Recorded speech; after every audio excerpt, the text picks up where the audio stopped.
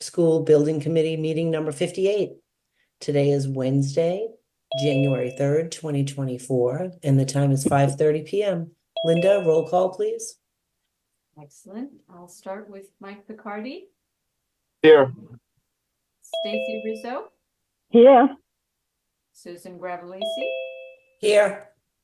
Dr. Kelly, Here. Carl Svensson,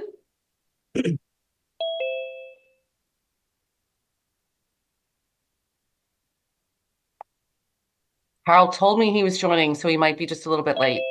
he just when I said that he was connecting to audio, so I'm going to repeat. Carl Svensson.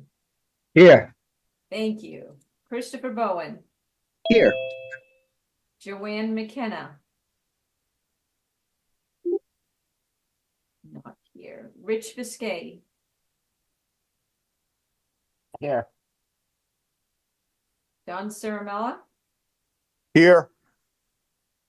Nick Rystrom had just emailed me that he was not going to be able to make today's meeting. Jerry Visconti. Here. And Mayor Patrick Keefe. Here. Excellent. Thank you very much. Brian, all yours. Sounds good. Thank you, everybody. Thank you, Linda. I'm going to quickly share my screen here for a bit and at least just kick it off with just a quick review of the agenda for tonight. We're going to defer meeting minute approval from the December 12th meeting to next meeting. The minutes just aren't ready yet.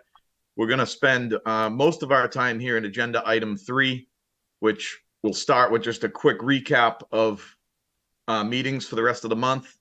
We're then going to run through something the building committee I know has seen before, a summary of the 3 existing site options. We're going to ask the building committee to pick the best of those options on the existing site. We really feel strongly that moving forward with a single option on the existing site is it's time to do that. Agenda items 3D and E come from last meeting. The team was requested to, before we make this large decision, compare the existing site options back to the Wonderland site. So we plan to do that in agenda item 3D. And then we'll move basically into a quick motion to push this update to both the school committee and the city council at their upcoming meetings. Public comment will follow. So I know we have a lot of folks from the public on. We will get to you towards after we go through this agenda. So keep your questions in your pocket for now. Moving along, this is what's on the screen now is a brief look ahead. Again, the goal tonight, whittle the existing site down to the best option there. Then review sort of a comparison between the existing site and Wonderland projects. Send the update to the school committee and city council. We're on the agenda for the Monday, January 8th city council meeting. And I'll be ensuring that we're on the agenda for the January 16th school committee meeting. We then are looking for the building committee to select the final preferred option for this phase of the project at a building committee meeting on January 17th. And we will be bringing that to the council on the 29th to potentially give that a thumbs up and move forward. We move forward with all of that. We will have meetings in February. We don't have them scheduled yet. We'll work on that. We'll get out a draft of the submission that's due to the MSBA on February 28th. All of that leads towards an April 24th approval by the MSBA Board of Directors. Now, just as a reminder, the team will be, provided we get through all this submission of the MSBA, we're not going to be sitting around in March and April. We're going to be moving forward with due diligence for the next phase of the project. And I'm going to, if somebody sees any committee hands up as I'm talking or anyone else is talking here, just let me know. It's just hard to see with a bunch of folks on. So I'm going to hand it over to Perkins Eastman, who's going to quickly recap the site options. Building committee's seen this a lot, so pause us if you want to, but we felt it was important to have this in one location and go through it all once before we whittle this down. Brian, I have one question before we move on. Yes. Do we not have bills to pay? Not yet. We don't, the invoices are just coming in now, beginning of the month, so we're gonna handle invoices at the next meeting. Okay, great, thank you. No problem. Dawn, you want My turn? All Yeah, right. it's your turn. Hi, everyone. Happy New Year. We're going to quickly go through the three options on the existing site. Like Brian said, most of you have seen all of this before, so it'll be like kind of a quick preview. And then I have a slide that sort of identifies the differentiators between these three options. So there are three options on the existing site. The courtyard 4-story, we'll run through that one quickly. As you all know, it's on the east side of the campus. You can keep going, Brian. There's the site plan. We've got the floor plan. This is first floor with some of the program, second, third, and fourth. So this is our 4-story option called the courtyard. It's got that exterior space sort of surrounded by the academics. So here's the massing for that. We've got the 5-story triangle. Again, same location. You guys know the site well. We've talked about it for quite a bit of time. So we're just going to flip through these. Here are the program plans, the first floor and the sketch with some of the considerations. These will be repeated in the slide I'm going to speak to. So don't worry if you missed the write-up. Here are the upper floors. Under building parking, they all have that. They all have the exact same program and size. So for reference, these are all the same programmatic buildings, just put together differently. And here's the massing of the 5. And then the 6-story, which essentially shortens that academic bar that's on the far east. Yeah, thank you, Brian. And allows for a little more sight. So here are those same first floor plan and the building design considerations. If just make sure everyone mutes if you don't mind, and the upper floors and including the underbuilding parking like all the other options. So here's the massing on that, which again, it's that academic wing that gets shorter here, same program. So here's the slide that has all the differentiators between them. They're all the same exact size as far as square footage with program, all the same program. They're all on the same site. So what is different about them? Obviously, the number of stories. I'm going to focus on the 4 and 6. The 5 is a hybrid, obviously, which just takes up a little bit more of the site. So in the 4-story courtyard, we know that it was talked about at great length. It was preferred to not go higher than 4-story, but given the constraints of the site, in some cases we had to in order to fit the program. But this one has a 4-story academic building at its highest. The heart of the school is 3-story. The gym and lockers are together at the same floor on the second floor. It's got community access via that exterior courtyard, which can be a nice outdoor learning space, as well as an access for the community in off hours. From a security standpoint, we've asked our security consultant to weigh in. This is definitely the most advantageous from a security standpoint, the 4-story versus the 5 or 6. It has the outdoor learning, which I already talked about, and the main entry is the closest to the main parking area. The 5 and 6-story are generally the same. Like I said, the academic wing and the far east just gets shorter. So here you're into, at least in the 6-story high-rise construction, which has cost and other implications from a building code standpoint. It's got a more compact footprint. The lockdown and shelter in place and evacuation will all be more difficult, according to our security consultant. So just things to consider as you're thinking about 6-story. I would also offer that the exterior space is less advantageous than the courtyard, which is sort of, surrounded by academic spaces. So with that, I would only suggest that the heart of the school maybe doesn't have programmatic ideal adjacencies, given that it starts being more vertical than it is horizontal, just given the constraints of the site. But that's the case in all of these. So with that, I think I'll turn it over to Consigli to talk about logistics, cost, etc. Unless anyone has any questions. And we will come back to this slide, by the way. So Yep. when we get to taking more questions, this will be back on the screen. Perfect. Thank you, Don. The logistically, it's almost identical regardless of the option we pick. Given the constraints of the site and the issues we have to deal with the existing culvert and the amount of laydown space that we're going to have or need to erect a building of this size and magnitude and complexity, we're pretty much taking all of the parking from the existing school and also using the adjoining park shown in yellow on these diagrams.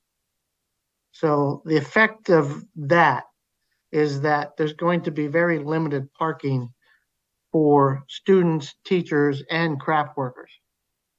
So how that's divvied up, we'll have to figure it out. But bottom line is we'll be busing people to and from this job site every day, which adds a logistical challenge of getting everyone there on time, at least with respect to contractors, and whether or not the contractors will be interested enough to ride a bus to come to work. Assuming that we'd be parking people over at Wonderland and busing them over to this site. But basically, given the way the site's arranged, we will erect the building beginning on the, let's call it the upper left-hand corner of the new building and backing our way down to the right so that we can erect the crane and then dismantle it once the building is complete. And under all these scenarios, the upper right-hand corner of the building gets very, very close to that culvert. And we'll have concerns of running heavy construction traffic over the length of the culvert, at least in front of the new building space, and whatever we're doing with the deep foundations next to that culvert. And unfortunately, it's one of those things that it's actively in use. And, there's talk of trying to do that part of the job before we build the new school. But I don't think that could be ready. There was talk of trying to do it as part of this project, but logistically, you can't do them concurrently. Our only entrance to this site, because we can't get into it through the neighborhoods, is off of the highway. And we've made the assumption we'll be able to get a permanent exit there for construction traffic coming onto the site and then exiting off the bottom right-hand corner back onto the highway, so that construction vehicles are sort of making a loop to bring in materials to feed the crane and to feed the building as we move up through erection and construction. We show a pro here. That's only in comparison to doing a renovation of the existing school. There are a lot of logistical challenges associated with this site. We will be disrupting the neighborhood for 5 to 6 years. So you'll have to be busing people for a long time until the new fields are constructed and construction activities come to a halt. So we certainly haven't factored those costs into our estimates, other than for craft people, but there'll be a lot more drop-offs, I'm assuming, of students, since they won't be parking on site. But anything I missed here, Christy? No, I think you hit it all. Any questions? Logistically, irregardless of which option you pick, it's the same for us. And when we get down a little lower to compare some of the differences, given the logistics of this site, we're only able to erect the building using a single crane. Whereas in Wonderland, we're able to do it with 2 because we have the space. So there'll be some schedule impacts as a result of only being able to use 1 crane. So, Can you Jimmy, say a wanna- little bit more about that? About the Say it. schedule impact? Like, do you mean it'll add a year or? well, typically, 6 like months? if we were using 2 cranes, I think we had an erection of the steel at the Wonderland site was close to 6 months. This may go to 9. I don't know yet. The other building was further designed as well. So we knew more tonnage requirements. We don't know that information here just yet. But just logistically, this is a little more challenging to feed a crane and work our way out. So it will be a little slower. Not a year, but it will add probably a few months to the job. Thank you. This is Patrick. I have a question. Hi, Patrick. How are you? You mentioned, and I just want to just know for a timeline standpoint, because we do have to make some, some thoughts into, you mentioned the fields off. I know that this might be lower on the totem pole when it comes to priorities. Sorry, lower on the priority scale. But the 5-year project, but we're talking 5 years of construction to reconstruct the fields. It's probably, you're talking possibly 7. Is it safe to say potentially 7 years before you can get a field used? Well, we'll need approximately not quite a full year to abate and demo the existing building. Yep. Once we're done building the new, which And means we then- won't be able to start that until the fall of a season, right? And then we'll do demo and abatement, and we'll probably be starting to erect the new fields the following spring, summer. And So 7 years. yeah, 6 anyway. 6, and that's if everything goes on schedule. Yes. Right, we've built fields And in Mayor, that. I Yeah. apologize. It depends if we're putting natural grass, sod, Right. turf fields. There's growing seasons associated, so it Yeah. could vary depending on what the ultimate final design is. So 6 to 7. Okay, just wanted to, it's something that's important, and we just don't. We already know one of the cons in our communities. We're so constrained for space, and the need for certain fields, especially, we know this. The need for soccer fields is we don't have the capacity now, and that's 2 of our most used soccer fields in the city, between Ambrose and the RHS turf field. Those are the two of the premier soccer uses in our community. Yeah, Of I don't know if 3. it's been determined yet if we have to build new fields before we can take these ones out of service or not. Yeah. Right? Has That not has not officially been determined. What's that? No, that has not been determined. That's part of the Article 97 process. Right.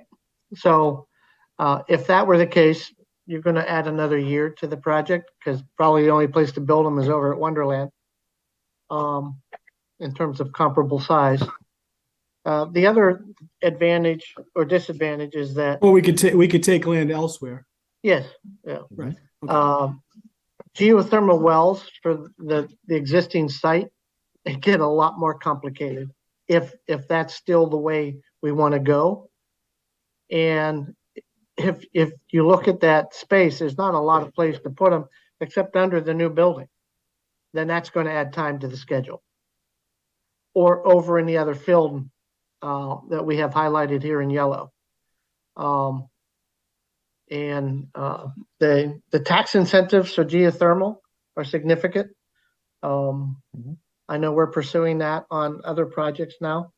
So I'm not sure where we would put the geothermal wells here. Dan, I don't know, we haven't looked at that in any detail yet, have we? Yeah, there's a map of where those might go. Yeah, Exists. but certainly much easier at Wonderland than it is here. Jim, you want to talk direct costs before we jump into total project costs? Yeah, I can speak to that. Sure. And just generally, we wanted to just talk specifically about construction costs and to try to help explain why there's a variation between the 3 different schemes. Starting with the 4-story scheme, it has the most efficient exterior wall to floor ratio, which helps keep this cost a little bit lower. The 4-story scheme also has the largest footprint, therefore the largest cost for the foundations and the roof. So those are the 2 biggest varying factors of cost between the schemes. When we look at the 5 and the 6-story scheme, we need more flights of stairs to get to those upper levels, which adds cost. We also need additional stops on the elevators at each of the floors, that adds cost, and just a slightly less efficient exterior wall to floor area ratio. And that's why we see sort of the scale of cost from 419.9 million to 426.4 million for the 6-story scheme. Thank you, Christy. I'm going to roll this right into the full slides for the budget. So Christy was highlighting construction only costs. There are a lot of other costs associated with getting this project done. What's on the screen now are the 3 schemes we're looking at. And just for the record, the ad reno and simply code upgrade schemes down on the bottom. Building committee has obviously previously voiced no interest in what's on the bottom here. Those are simply there because the MSBA requires them to be there through the end of this preferred schematic report phase. So really the 3 new build options we're looking at here project out to total project costs ranging from $550 to $557 million. I wanted to reiterate what's on the screen here and that the Ambrose Field is a must do, no option. In future estimates, that'll be rolled up into the top line that Christy mentioned. We'll have hard estimates on that. The culvert plug is in here really because if we are to start building a year and change from now on this site, this project has to have funds available to deal with that culvert. Best case scenario, and I agree with Jim Hervel, what he said, it's very doubtful that entire study, the hydrological study, will be done in time to have a final design that we could build next winter. That's the most optimistic goal. If that's possible, we'd like to do that. Otherwise, we need this allowance to come along with the school to either temporarily protect it or be ready to rebuild it in the event it fails during construction. So I wanted people to really understand why that 40 million is coming along here and mandatory to come along with the project. We couldn't launch a $500 million project with the risk of that culvert failing, stopping construction, flooding the site. We need there to be an allowance, a budget to be able to fix it. But again, the goal would be maybe we could get to a final design before we're building, and maybe we could put the permanent solution in place. Lastly, is the $5 million plug for the admin building offsite. That's more or less a plug to find a new home for the admin building, an existing building somewhere in the city to house that and repurpose for admin offices. The value to build it new in the parking lot and lose, I think, 70 or 80 spots, maybe a little more, was more like 9 million. So total project cost 550 for the 4-story scheme, 554.8 for the triangle scheme, the 5-story, sorry, and 557.0 for the 6. The cost to Revere after the MSBA grant is a key number to look at. The MSBA grant projects to be somewhere in the $239 million range, which sets up a cost to Revere of $310.8 million for the 4-story scheme, about 4.4 million more for the 5, and about 6.7 more for the triangle 6 scheme. We already talked a bit about schedule. These all 3 of these projects roughly have the same schedule. Again, trying our best maybe to get in next winter to replace the culvert with a permanent fix. If that's not the case, again, still need the money approved to be able to fix it if it breaks in the years we're building. New building construction from March 2025 to August 2028, moving staff in over the summer break in 2028 and opening up the building at the beginning of the academic year in fall of 2028. However, on this project, we would then need to turn around, abate the existing building, demolish the existing building, and build the fields and some of the support parking. That would lead out to completing the project end of 2029. As Christy mentioned, if some of these are grass fields, they might be inaccessible till the following spring, to be determined. And as a summary, these are the sort of dates. The fields all would end up going offline next winter and coming back in the summer, fall of 2029. And the admin office would have to be opening and functioning somewhere else in the city by August 2028. So we're back to the summary slide of these 4 stories. And this is where we'd like to take a good pause, get some input before we sort of request that the building committee narrow this down to the best of these 3 options.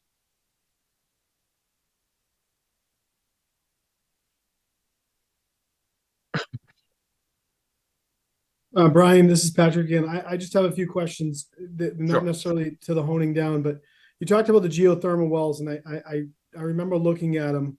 I don't believe going all the way to Ambrose was actually something that was feasible, or that would be because of the size, the length, and I think you'd have a lot of loss there. But so with that being said, that might be something that has to get scrapped, and that adds to the larger operating cost down the road. If you're not able to plug geothermal into the site, as you know, you wouldn't one of the main cons of using geothermal, pros is getting the benefit of the reduced cost of heating and cooling. But the other part is, I just want to go back to Ambrose Field for a second. Is there baked in money to account for making that an actual site that can be parked on? Yes, this $4.2 million represents turning that into a parking lot and then turning it back into a field. That seems very low for the size of that field to create access and to create parking. I mean, it'd be a mud field half the year. Yep, I think we were talking, at least the details of what's in that number, if I'm not mistaken, Jim and Christy, are binder court basically temporarily paving that thing and then ripping that all up and replanting. Yeah, you'd strip the topsoil off, bring in gravel, and then put binder down, then come back and rebuild the field. Okay. That's it. Yeah. It just seems very, doesn't seem like there's a lot of room for error there with finance. Right. I have a question as well about the geothermal well. So I know that part of the closeout is that we get a greater percentage if we have a building that's considered environmentally adequate and forward thinking in that regard. So if I believe, I guess my question is, my understanding was that was like tens of millions of dollars. It could be in a difference in a reimbursement. Do you have any information on that, Brian, about how much of that money the city would be giving up if they give up the geothermal wells? So Dan, if you don't mind, could you express your best opinion on the likelihood of fitting in the geothermal wells? My recollection with the engineers is that we can fit them. It's just going to be a lot more challenging, and most of them are going to end up under the building. Yes, some of them end up under the building. A lot of them end up in the triangular parking area. So it becomes another logistics issue for this site, that there's another thing that needs to be placed into this very tight site that has to happen at a very particular time. So the geothermal well system would probably need to go in even before all of the trailers for the construction of the project and the crane and everything else. That would all need to be done and wired in and sent over and ready to be tapped into when the building's complete. We would not want to let this go. It would not benefit anyone to see this go, that potential go away. It is, the rebates actually make it even sometimes less expensive than a traditional system right now.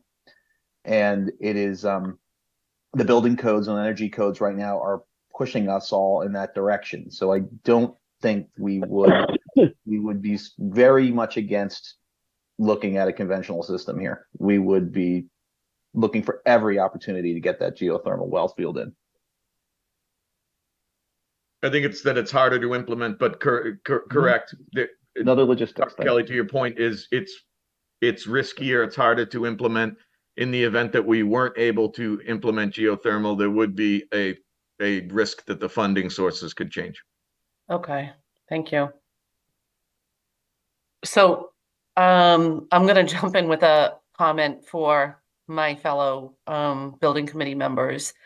When I think about the opportunities that we want to provide for students, and I know it just breaks my heart even thinking that this is where we're going, but in my mind, it's the 4-story that's going to be the best for the kids.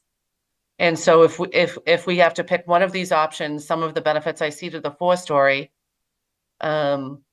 sorry, I'm like getting emotional here, even thinking about this, is that we do have that somewhat secure internal courtyard where we could still do, it won't be the same kind of environmental science program that we were talking about if we were going to be at Wonderland, but there would still be some opportunity for some of that learning to take place. Whereas with the 5-story and the 6-story, because there's no real secure area for the kids to be, I worry a little bit more about safety in those two buildings. And especially with the 6-story, if I think of any kind of an emergency happening inside of that building and trying to evacuate, especially students who might have some physical disabilities from the 6th floor of a building, is far more challenging than it would be from a 4th floor.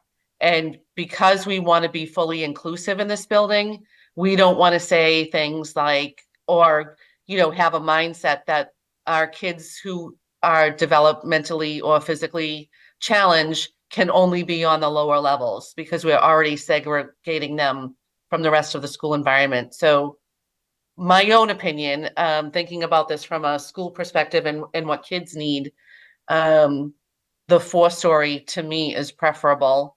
And I'd also, just highlight that one of the other visions that we had for the new school is that it does become more of a community center, and that it's used more by community groups and others outside of school time. I know that would be much more limited here, but I do think that the 4-story, Dawn, correct me if I'm wrong, but I think that you said that that had separate community access that would enable us to have community programming in the building without putting the entire building at risk. Yes, and it would take you up to the 2nd floor where the gym and now the lockers on that in that particular design are on the same floor. Yep. It takes it. I mean, all of them you can access, and we'll be able to lock off and close off the academic wings, the more private spaces. So that will be true in all of ours. It just becomes a little more complex in some of the designs. But in the case of the courtyard, we have a large entry that takes you up to that main level of the heart of the school where the public spaces can be accessed.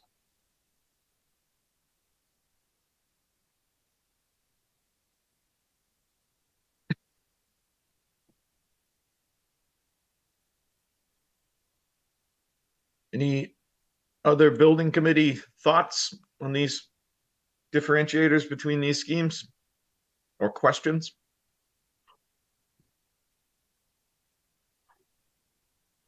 John, can I ask where,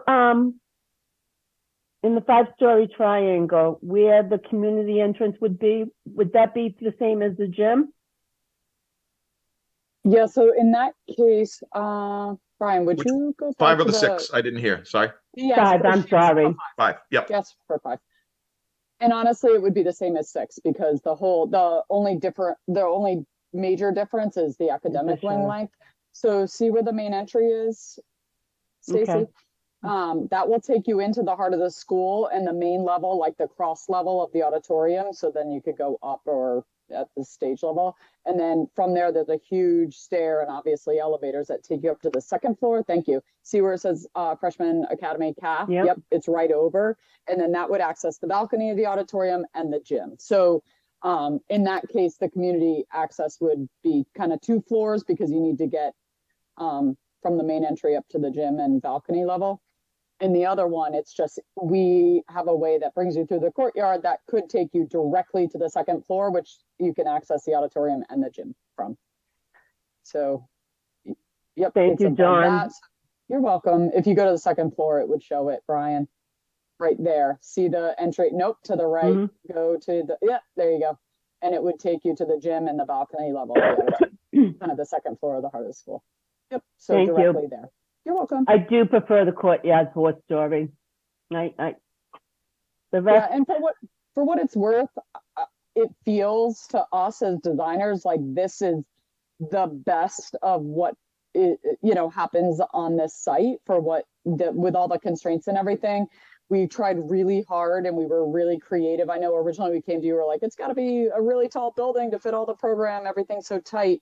But in, sort of the progress and the evolution of the plan, we were able to bring those stories down. And along the way, we, sort of this one rose to the top as far as, you know, educational connections and the outdoor space that it creates. And obviously the fact that we knew that a lot of the committee preferred not to go taller than 4 stories, which for what it's worth, that's what the Wonderland design always was.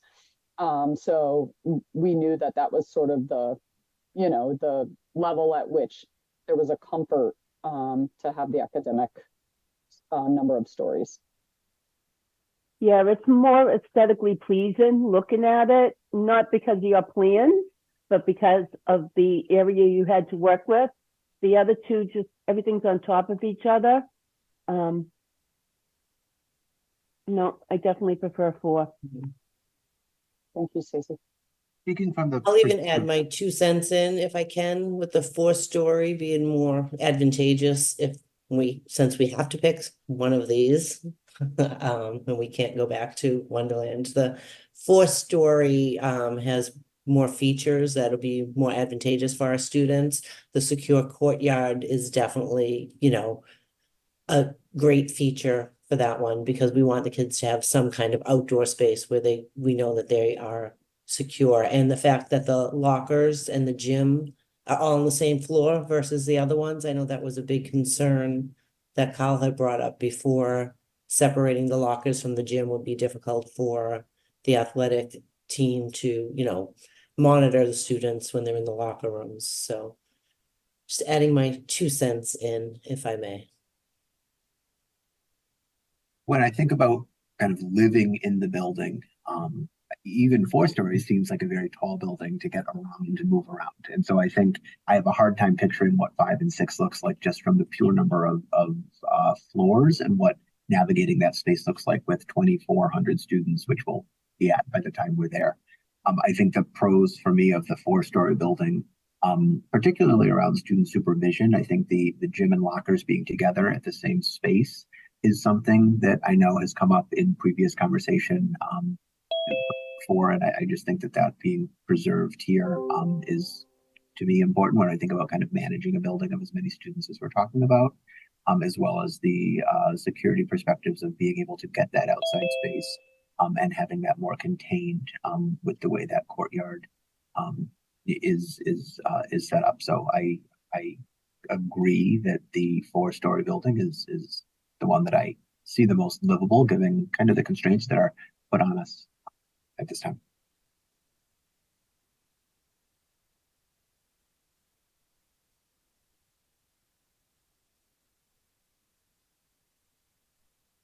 So if there's no more questions, would it be time to make a motion for a single option, Brian? Yeah, I think we can certainly just see if anyone has any final questions, but we're really looking for a motion to be motion to be made to select whichever the option is as the single option for the existing site. Brian, is that a question up there? I'm looking at that. I think that's a member of the public, if I'm not mistaken. I don't recognize the name. Yeah, it is. So Wilson, we're going to get to public comment a little bit later. Okay, that's fine. Thank you. Okay. So with that being said, I'll make a motion to select the 4-story triangle. The courtyard. Courtyard, sorry. Yep. I'll second that and just say that we can still have committee members comment now that a motion's been made and there's been a second. Right.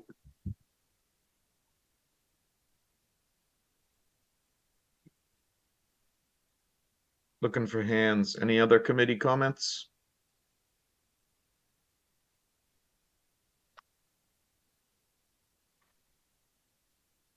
If not, Linda, are you prepared to go to roll call? I don't have the chart open, sorry.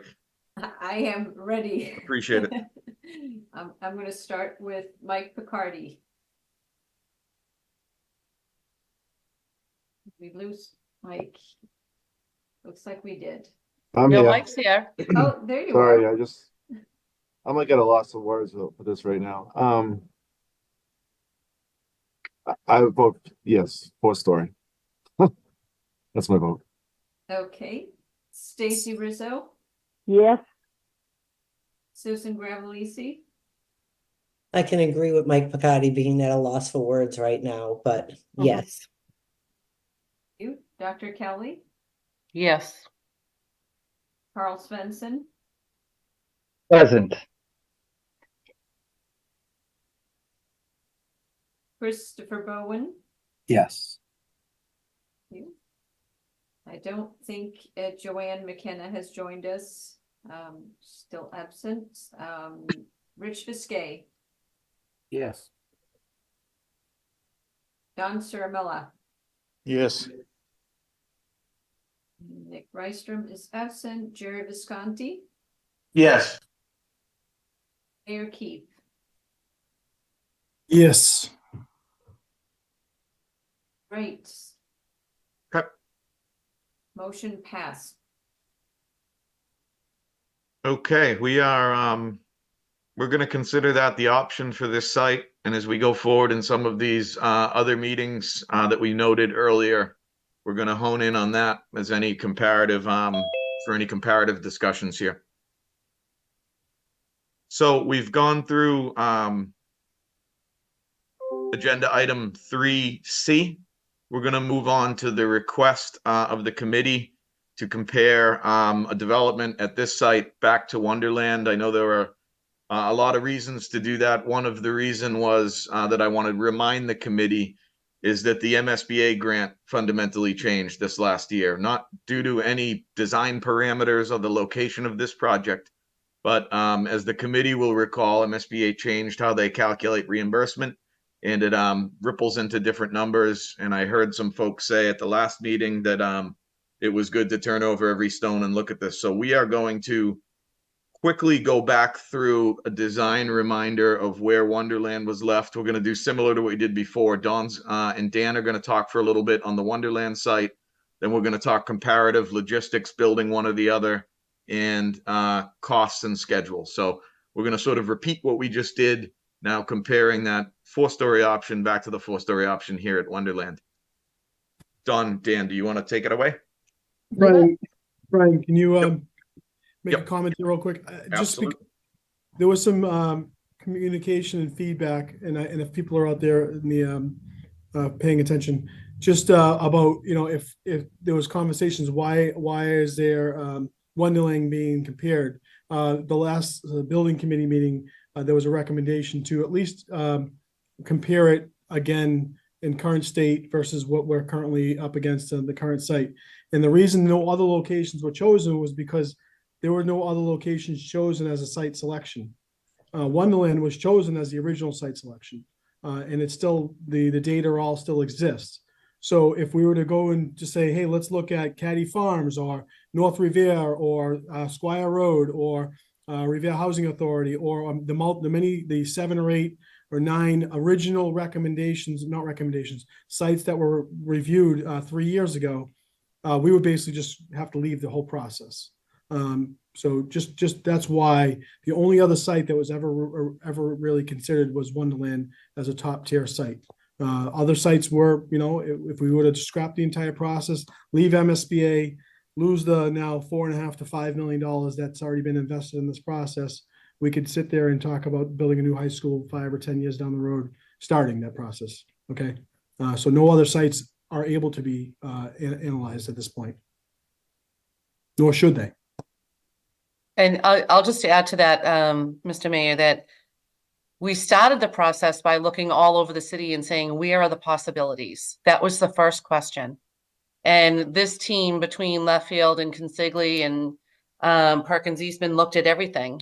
And that's how we started narrowing down. We went through kind of the process that we just did with those 3 options on the existing site, but we started with 9 different pieces of land and have worked inward from there. And it cost us over $2 million, cost the city $2 million to get to the point that we're at with Wonderland. We're about at the $2.5 million in investment in the study at the existing site. So that's the total of the 4.5 million. We did get some reimbursement from MSBA for the original study that was done on Wonderland. We're not getting any reimbursement for the second study because they won't reimburse on more than one study. I just want, and thank you. And that was just, I just wanted to clarify, so, playing devil's advocate and thinking about going in any other directions outside of really what's really in front of us. It's nice to think about, but realistically, it would be, for all intents and purposes, scrap everything, stop, and start all over, and we would be where we're at today, potentially 3 years from now, if even, because the MSBA. They would not even Actually, right, entertain the right. idea that Revere was The going to do a MSBA third would just study. tell us They to would not leave. even entertain it. We would be Agreed. saying, take your $300 million and keep it. Right, great point, perfect point. So that's just a reminder. There's really, the time for debate from 3 years ago, really, it's over.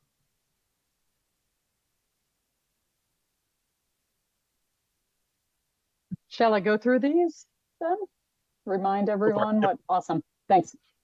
All right, so Wonderland, it's been a while, so I'll spend a little more time than I did on the existing because everyone's sort of seen those most recently.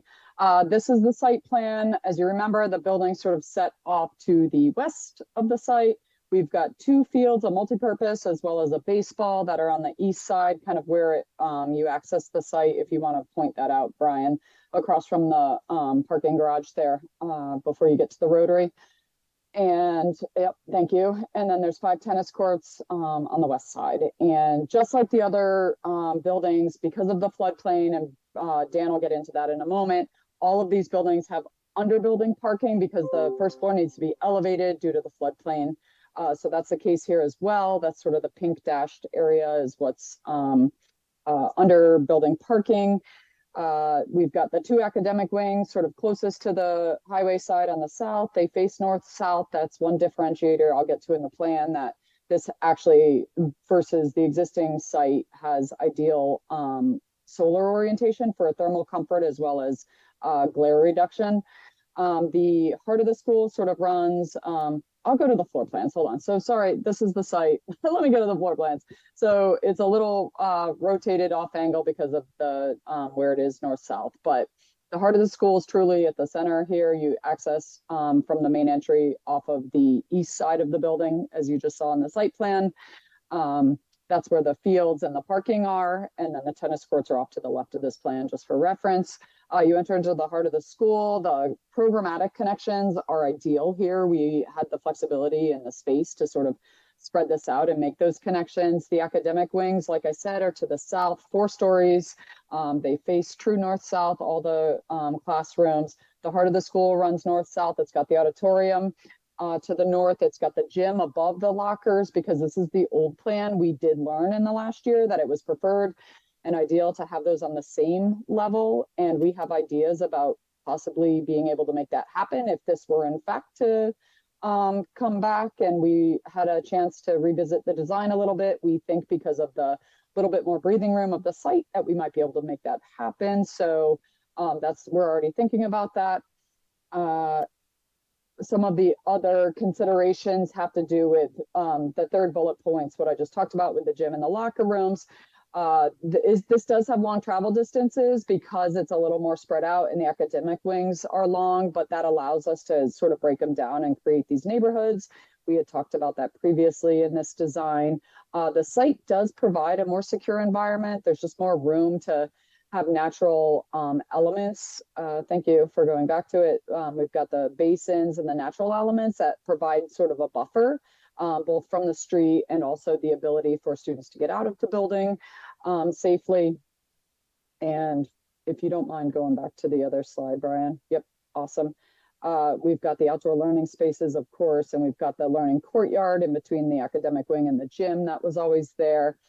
And then this also at the end of the project does add those athletic fields and doesn't take any offline, right? So that would allow the city to actually have additional fields at the end of the day, and also doesn't take away any fields during construction. And then this has clear programmatic organization. and educational neighborhoods like I talked about, and the ability to close it off from a security standpoint and compartmentalize the building for safety and security. So here's that plan. I don't know if you've seen any massing on that, but this is basically the same massing diagram that our team did with the main entry in the foreground, and you can see the academic wings, the rotaries off to the north of this slide, the top side of the slide. So I don't know if Consigli, yeah, yep, awesome. Same flow. Jim and Christy, if you mind talking a little bit about comparative logistics, constructability. Comparing the two, Wonderland, I guess there would be no cons compared to the existing site. I mean, the huge advantages are you don't have Chapter 97 issues to contend with. Logistically, we won't be disrupting nearby neighborhoods. Access is much easier to the job site. Plenty of parking for craft personnel, lay down material. We will be able to have 2 cranes erecting the site, erecting the building. So it should go a little quicker. The space for the geothermal wells is well defined and won't disrupt the construction of the building proper. From a construction point of view, this is far more advantageous than the existing site. You can't come up with a pro that tells you should go to the to the existing site. We couldn't find one or identify one, and very little impact to the surrounding neighbors. So noise, dust control, everything would be easier on this site. We would not impact the existing operation of the school or the students at all until this new school was ready. And I think as you'll see a little soon here, Wonderland is less expensive than the existing site. And the other thing is it gives the town and community more time to figure out what they want to do with the culvert. The Wonderland site has no impact on the culvert. It's out of the equation. We don't have to worry about it from a scheduling point of view or a risk point of view. From our point of view as the builder, Wonderland is a far superior site to build the new school. So, Christy, anything else we can add? I would also just add that there's no phase 2 of demolition of the existing high school. So sort of once we complete the building, the construction portion of the project is done and it can move to close out. Yeah, the fields and school were open at the same time. So it's actually a shorter total construction period. I think that's going to feed right into these next 2 slides. So this is the Courtyard 4 scheme, same budget you saw earlier. We're going to compare budget. We're going to compare schedule real quick. The estimated total project cost in today's dollars for the Wonderland site for $493.2 million with a $234 million grant. This number is a good $60 million higher than it was last year, which drops the Revere share as compared to what we were presenting last year.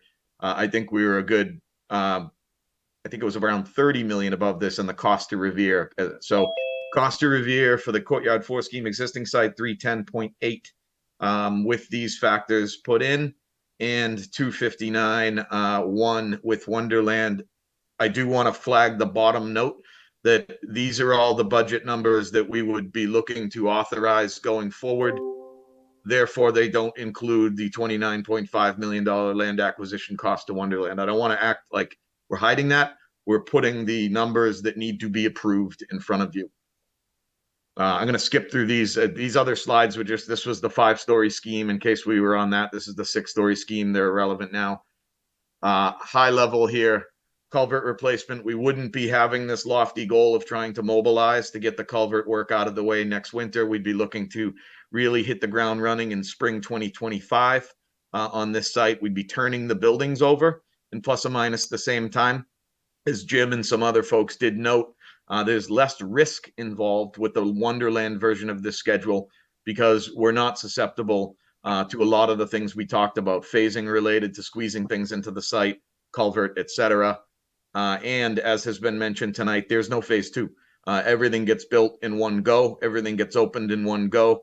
The whole site's available. This would mean we'd be completing a project in Wonderland in about February 2029 and be able to get to the audit process with MSBA to get the final reimbursement in spring 2029, as opposed to about a year later. And these look pretty similar on the front end, but the big delta is that there's no phase two. Whole site opens up, we move people in, existing building, admin stays where it is, existing building can be repurposed as the city and school see fit.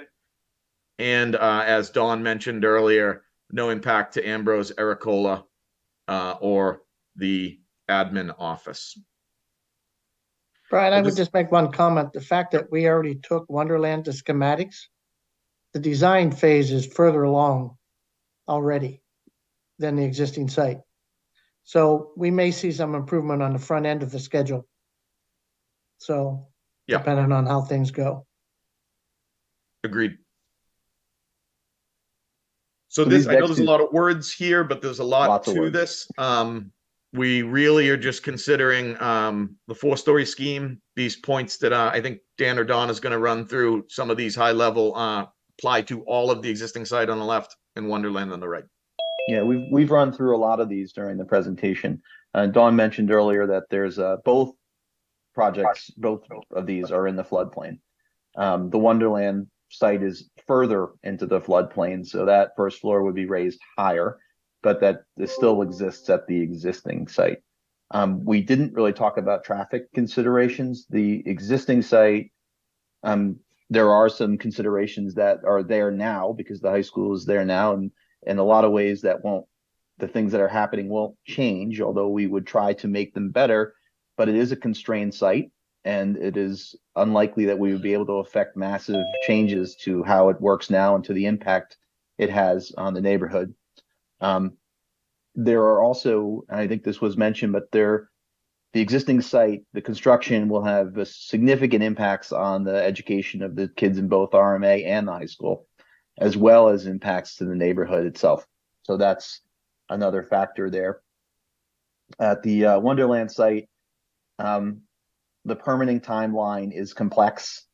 The big piece there is we are the Eastern County Ditch, which is that straight line that goes diagonally through the site, is actually a waterway, and that is there is permitting length and time that's associated with working with that. However, at the existing site, as it was mentioned, we have Article 97 to contend with, which is a different animal in and of itself and creates a little bit more risk for the existing site because of the unknown of what the legislation would do when we ask to take that park offline for that amount of time.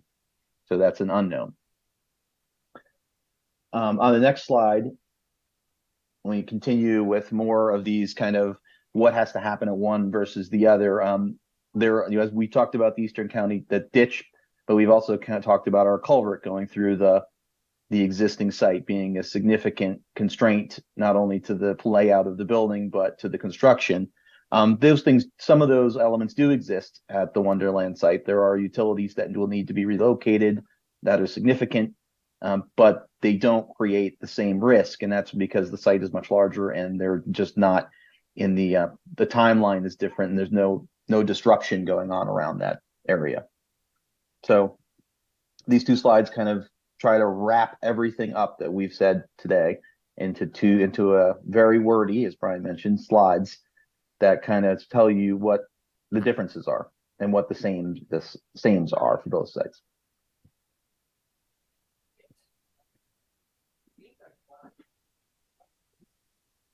Yep, gotcha, Jim. Jim Herbal has to log off. Yep.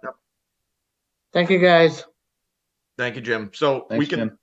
certainly pause where and go back to any of these slides, but what we really wanted to do here, since the committee asked us to compare these, is to push this update to the school committee and city council in advance of, I could go all the way back, but I'd make you dizzy. The next building committee meeting in 2 weeks, we want a final decision on what we are to submit to MSBA.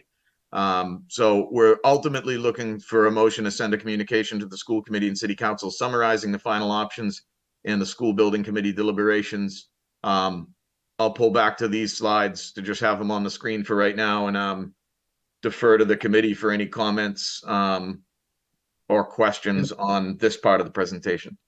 Right, Brian, Patrick, again. Yes. I'll make a few comments. One is, obviously, I was one of the people that wanted to ask, that asked to have these two compared. And the reason being is I just want to make sure that everyone's making an educated decision.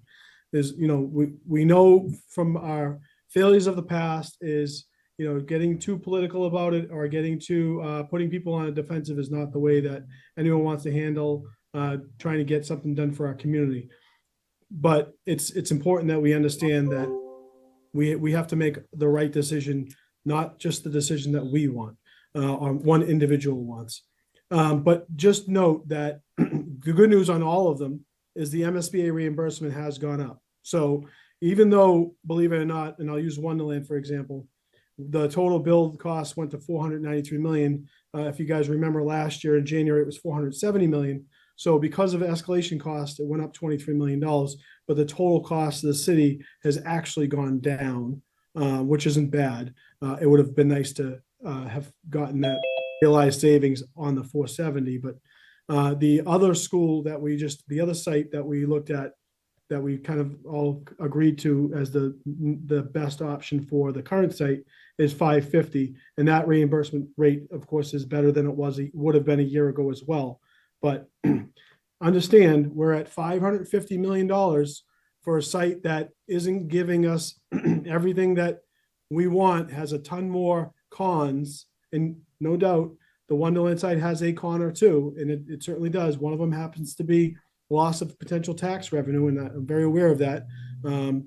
But we're going from 470 last year, 1 year ago, that was too much, to now 550 and or 490.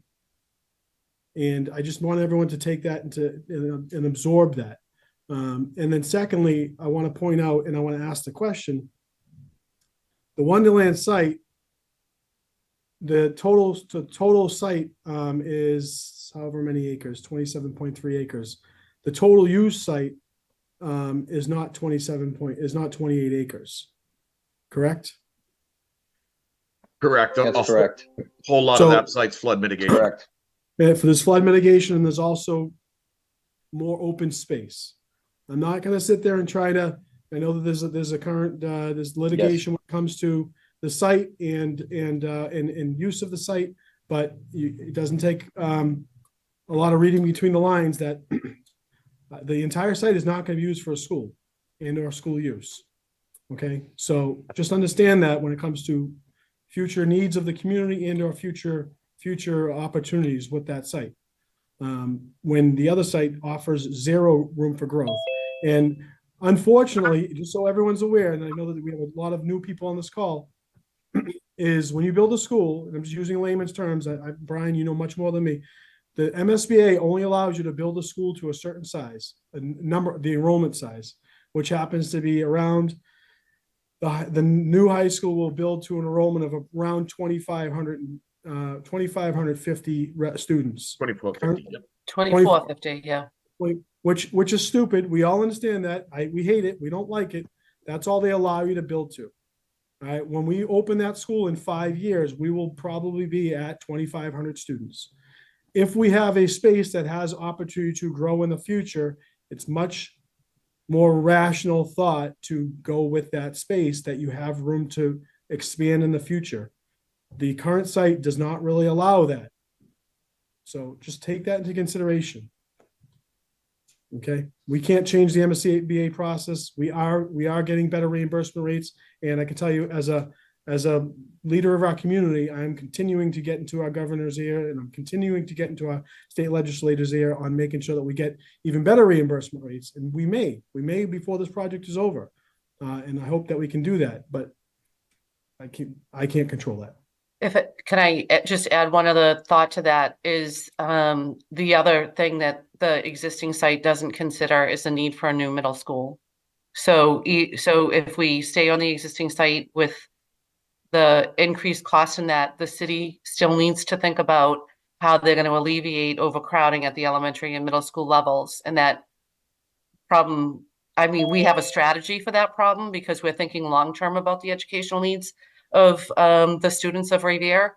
I've talked about that in the past, so I won't rehash it all right now, but that's a real need that's still going to exist as we construct this new building on the existing site.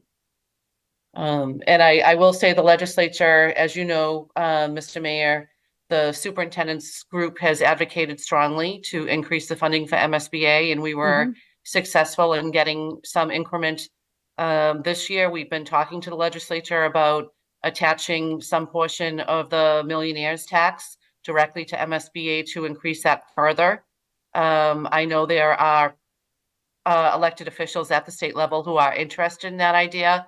And so we could see additional funding. I obviously can't promise anything, but we have been talking to them regularly, and we could see an increase to that funding again in the next year or two, which would still impact this project wherever it is, whether it's on the existing site or on Wonderland. So I just want to raise that to everybody. We are still doing that advocacy work at the state level. And I think Mrs. Rizzo can probably speak to that as well, as I know that MASC has been doing the same kind of advocacy work. It's a good segue. Stacy? Well, my hand was up before Diane, and I just wanted to reiterate what Diane had said. My biggest con, putting this new high school at the current site, is taking away the old building that we desperately need. And yes, like the Superintendent's Association, the School Committee Association has been working. We've had a few resolutions on the MSBA. We're a little disappointed with the losing the money for the accelerated repair program, but they're working on it, and all we can do is keep our fingers crossed and keep working with our legislation.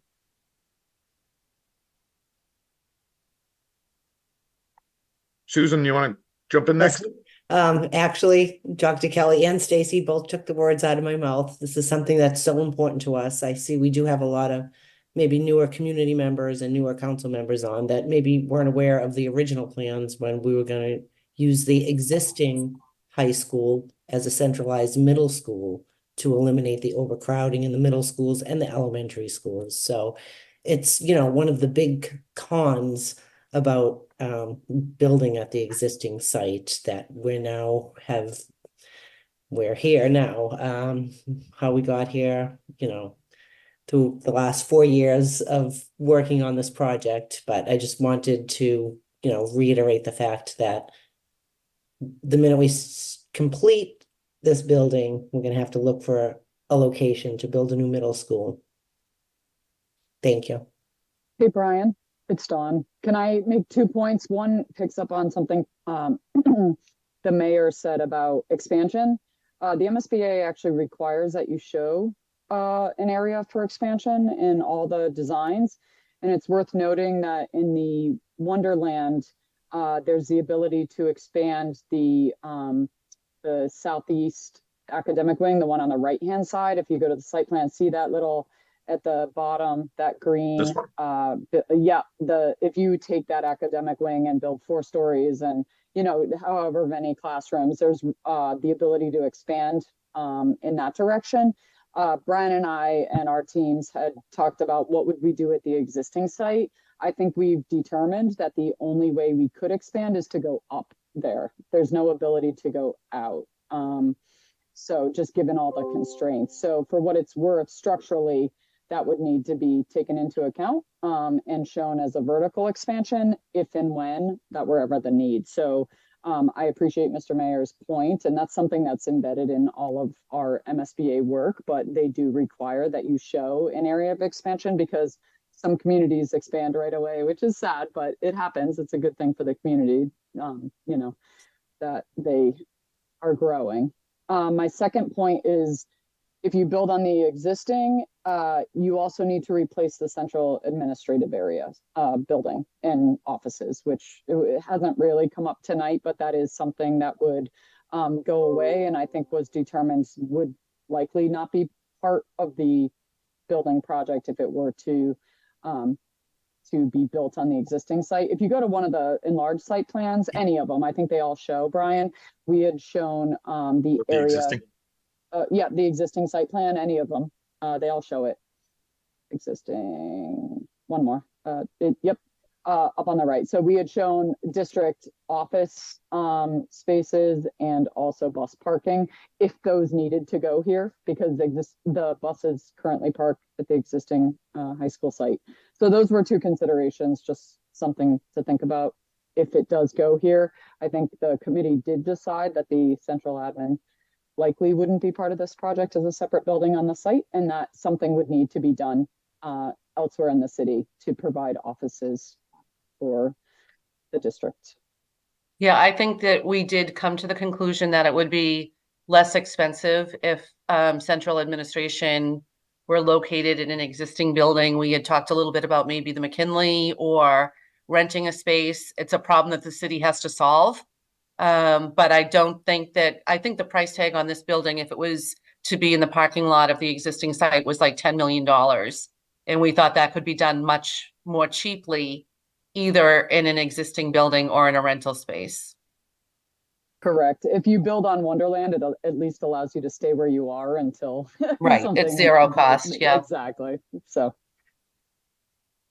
Don, can you speak to the expansion vertically, if we had to expand at the existing site, how that could be possible with the building being occupied compared to building, an expansion to the, I guess it would be to the north at the Wonderland site. Oh, how do you see expanding a building vertically while it's occupied?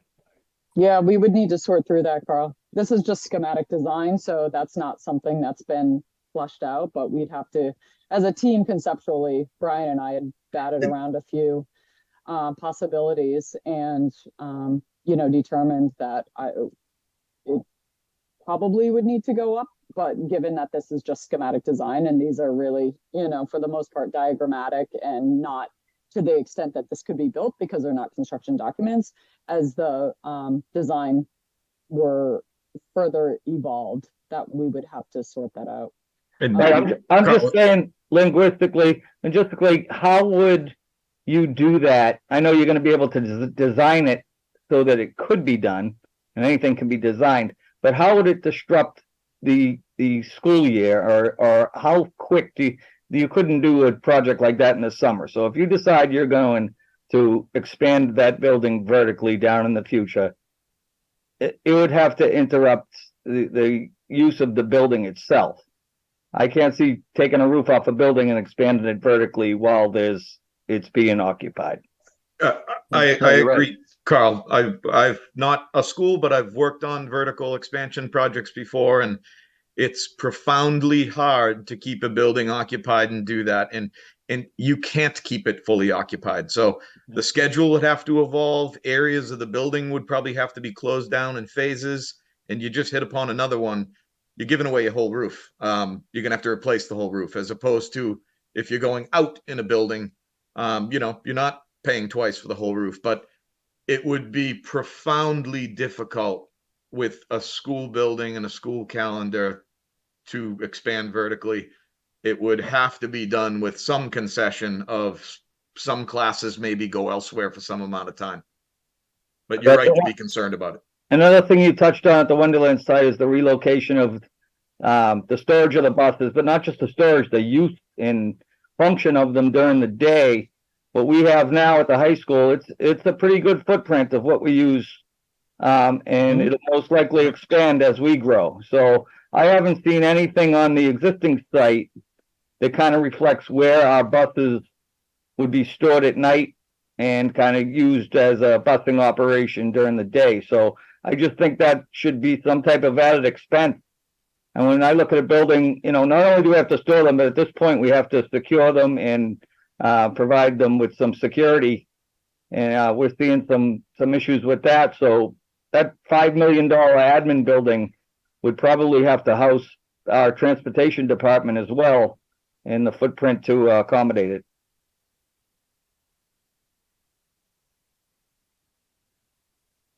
Understood. I'm just gonna, sorry, I'm probably getting people motion sickness here. I'm just gonna get to the back slides again.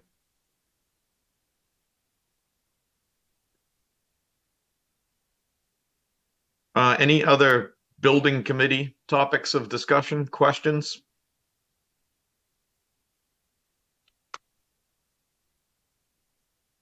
Brian, can you clarify this slide here? So is the request that we make a motion to send a communication to the school committee and the city council summarizing the 4-story at the existing site and the Wonderland?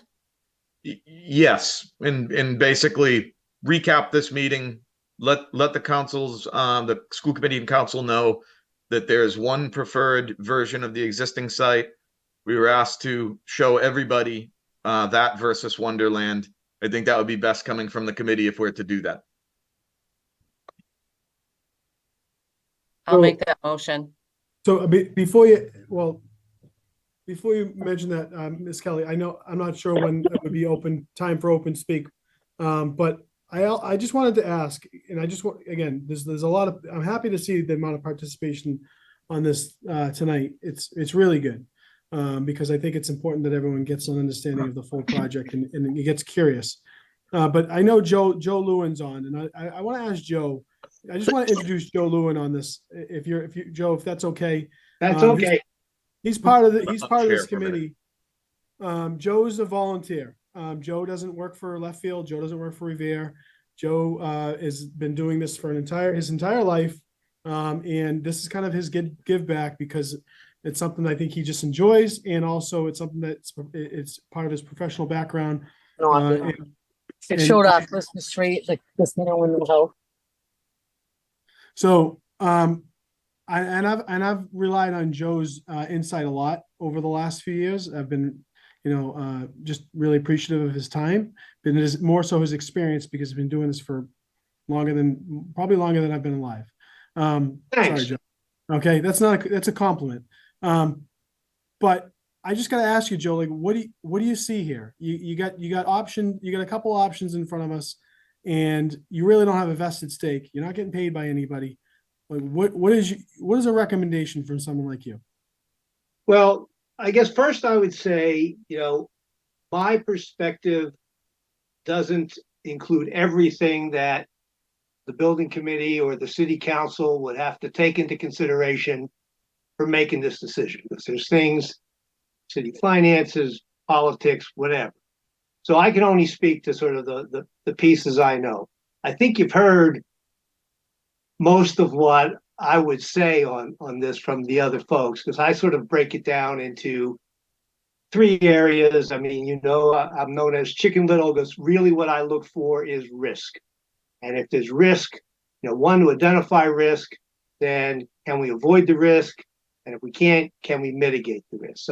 So clearly there's risks, and they're different between the 2 sites. Every site has risks. Current site has risks, Wonderland has risks, but some sites are much more risky than others. So I look at things from what's the risk. I also look, because I used to have a capital planning hat, every project has a capital planning impact. So what's the overall impact on the capital plan of Revere? And then there's some things that aren't really risks, they're just realities of a construction project. So what are the risks I see? You've heard them all, but the biggest risk I see for the staying at the current site, there's some risk on Wonderland related to water and infrastructure, et cetera. I see those as sort of the typical manageable kind of risk. What would keep me awake on the current site is the culvert. A cardinal rule, maybe it's a cardinal sin, a cardinal rule for anybody doing a project is I would not want to have my project dependent on another project. If I could avoid that, I would really, really, really avoid that. But if you had a project, let's say the culvert had been investigated, had been designed, had been bid, and was ready to go, I would still be worried about that because you never know how that's going to go if my project's dependent on it. but that lowers the risk. The culvert project to me, and people on this call know it better in more details than I do, but I, as you know, go a bit on instincts from my experience. That culvert project to me is a perfect storm. Now why is that? Unknowns create risk. So we don't have much investigation. We don't have good as-built drawings to know what's there. We don't know how it's going to be impacted from all the other parts of the city that are going to control its fate. That's a really risky project. And so it could, and what does risk mean? Risk means schedule and budget in large part. So if it was possible, I would really avoid a project that had something like the culvert right next to it, because as a construction person, and you could see the sweat coming off of Jim about that culvert, but you may not have a choice. Maybe there's other considerations that overwhelm that, but just from a construction perspective, you don't want that. There are constrained sites. There's unconstrained sites. I mean, the nice thing about, Wonderland is a very unconstrained sites, but that's kind of a lucky site. There's constrained sites, and then there's really constrained sites. So, back in my city of Boston days, when I would see a site that was really tight to construct on, it was an active site with 2,500 people coming and going every day on the site, right next to my construction vehicles and things like that. That's not great. And then it's really constrained because not only is what you control very small, you're right up tight against the neighborhood. And for the superintendent of talking about sleepless nights, the superintendent on that project, he's going to get calls 3 o'clock in the morning. So those are the two things about the site: that culvert and all those constraints and all the implications of those constraints. And it's going to be in traffic and everything else. That worries me. From a capital plan perspective, it's all been mentioned. If you're thinking, how does my project, because every project affects other projects, how does my project affect other projects? Boy, Revere went through a lot of sites to try to figure out where's available, and they ended up with 2. One of them will take away the option of a middle school, or the easiest option of a middle school, and the other one preserves that option. So that would be important to me if I was doing, capital planning. The fields, people really care about fields. I mean, I know that from being a coach in Wayland. People really care about fields. And from a capital planning perspective, disrupting fields for 5 or 6 years versus adding fields, that's something that everyone needs to consider as they try to figure out what's the best site. Future expansion, I mean, I agree with Carl. I'm thinking like, okay, I'm going to expand up on a school. I can't get my head around it. I mean, I'm sure it's possible. Anything's possible with enough money, but that's a tough nut. As opposed to, I can stick it on the end. So again, these are just sort of construction capital planning issues. It's not the whole ball of wax for people who have to make the decision. The other thing is not sort of speculation. The other thing is, whoever's making these decisions, they have to know what is going to happen as a matter of fact on a project. As a matter of fact, Wonderland is not a terribly disruptive site for lots of things. And the current site is a very disruptive site. So if you go with the current site, you got to go eyes wide open and say, I am prepared to deal with what this disruption is going to be. And it's going to be disruption for a lot of groups. So one group is going to be the entire school community. Who's that? That's students, faculty, administrators, staff, etc. It's all the parents. You're going to have students whose entire high school career has been under construction, which, I mean, I did our high school here in Wayland, and it was right next to, and people weren't really that happy about it. So, you have, that's a real impact. What will concern the construction folks and bother the construction folks the most is what's going to bother the neighborhood, which is it is so tight there that you're going to have unhappy neighbors next to construction. And if any of you folks ever dealt with construction, in your own house or next door to your own house. It's a pain in the butt. What makes it worse is the size of the construction you're near, and more than anything else, the duration of the construction you are near. People will get very, very, very, very tired of this construction. And then the other disruption that you have to deal with, and you just have to, if we're going here, we're going to deal with it, is you got a problem with fields. You're going to get a lot of headaches from the community who deals with fields, that they're going to be very unhappy. So, all things being equal, if you were the construction person, if this ended up on my desk, I would do everything I could, just like Jim would, to do it somewhere else. But that's not the only reason. Is this, how you decide where you're going to put this school. So that's sort of my take, Mr. Mayor. I just appreciate your point of view. So thank you. Okay, I wanted to unshare the screen for a minute, but I'll toss it back up. Further discussion is welcome here, but Dr. Kelly did make a motion. We didn't have a second on this motion. Second. Second, Stacy? Yes, Any please. further committee discussion, at least on the motion? If not, we'll go to a roll call. Oh, sorry. Brian, can somebody tell me what the motion is again? I'm sorry. Just a motion to send a communication to the school committee and city council summarizing the final options in the school building committee deliberations. More or less condense what we did today, bring it to all the committees, let them know there's one option on the existing site, but the committee asked us to look at Wonderland, try to get this all landed in the coming weeks. Brian, is part of this motion, I almost hesitate to ask, asking the city council to start to deliberate on possibly bringing this site back to Wonderland? It's not, I took it as an assignment. We, the team, took it as an assignment to turn over every stone, which I think is what we've been trying to do for the last number of years. But on a pragmatic level, I think this committee needs to know officially if we've found the best option for this project, the 4-story courtyard on the existing site, or if there is any appetite to go back. That will be the purpose of the discussion with the school committee and the city council. Okay, I'm just because we have a new council, we have new members on the school committee, and I honestly think that it's in their hands, and they're the ones who are going to decide this.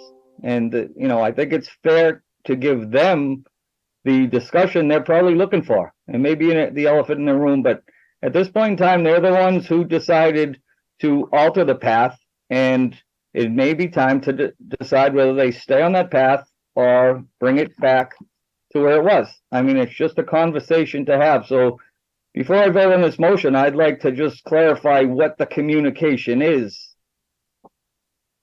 to the school committee and the city council. I feel like I'm voting on a communication that I don't know what that communication is. It's Brian, before you, Sorry, go. one thing on that is, and I'm kind of echoing what Carl said. Again, we're going to be able to communicate to the city council that the current site options, the 4-story option is the most palatable. Okay, I'll call it that. I think that a couple people had to pause before they voted with their noses held, but it was the most palatable. But I think that this committee owes a recommendation to say it was the most palatable on the current site, but our recommendation is to reconsider Wonderland as a whole. So and again, it's up to the city council, it's up to the school committee, or not really up to the school committee now, but up to the city council to make a decision based on the experts' advice. If they choose to make one decision, fantastic. If they choose not to, fantastic. But it's up to them to make an educated decision based on the guidance from this group. That's our job. We make a recommendation, not a forceful recommendation, but a recommendation. And I think that we owe it to them to make the right recommendation. And if I can add there, the one other thing that I would say is that having a new school building is better than not. Correct. So if the best thing that the city of Revere can do is build the 4-story option on the existing site, then that's better than not doing anything at all. So I just want to bring that up. And I think that kind of weighs in exactly what Carl was saying. Like, ultimately, it's in the hands of the city council and the school committee to make their vote. This school building committee made clear what their preference was. We did that a year ago, and the school committee supported that. We have different school committee members now, as somebody pointed out before, so I don't know where that would stand exactly right now, but we also have different city council members, and I don't know where they would stand. I think that it's important that we communicate that having a new school is the ultimate goal, and that this group, who has now spent 4 years, done in-depth investigation, nearly 60 meetings of 2 hours each, and that's just the times that this group has met. It doesn't include all the times that other subgroups have met with different contractors and designers in order to do some of these plans and designs. It doesn't include nearly 100 hours that the school team spent building out the school program and defining what the next steps would be. It doesn't include the time we spent with DESE having them approve those school plans. There's so much that's gone into this that we need to walk away with a new school. But I don't think that we should tie our own hands on that decision. I do think it's up to the city leaders to decide what they think is in the best interest of the kids in the city. And Carl, I was just going to add on a specific level, the communication I intended is basically this presentation. We're just going to take the 2 options that weren't preferred on the existing site out of it to reduce slides. We can talk about, you're looking at the communication. We were going to run a very similar slide deck of this with just some of the fat trimmed off from the 5- and 6-story schemes. Right, because I think the biggest factor in the change that we saw was the financial implications to the city and the taxpayers, and the city councils, that they have the right to hear it again, because it's not the same city council. So you're going to have people who need to hear the same thing that you already told the past council. And I think they deserve time to hear it, and time to deliberate it, and time to think about it. I know we're under the gun, but I think we need to give them their fair shake at what does their constituents think, what do they think in their own, and how they feel about what's being presented to them. I know there's some city councils who feel the way they feel one way and the others feel the other, but at the end of the day, they're going to have to make a decision. And I trust them to make the right decision. I honestly do. I just think it's time to make sure that we're delivering them enough information that they have time and effort to put forth towards their decision. And I think it's time to let them kind of hear what we have to say and think about it and make a move forward. And I think in terms of timeline, as Brian mentioned at the beginning of the meeting, the plan is to present a shorter version of this to the city council on Monday, then present it to the school committee on the 16th. Then this committee meets again on the 17th.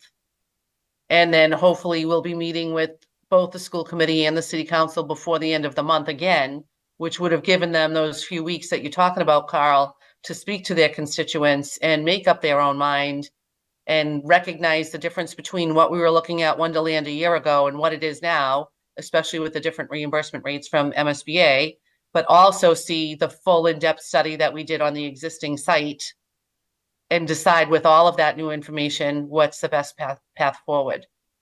Correct.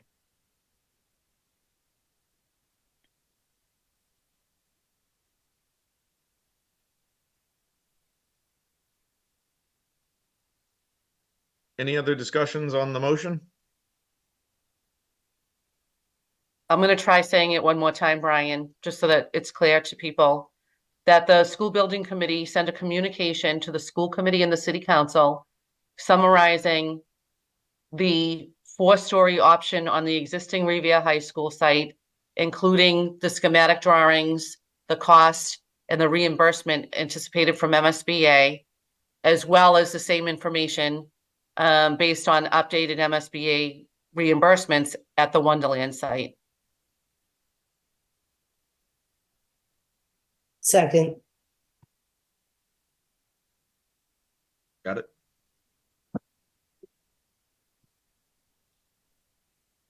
Last roll call.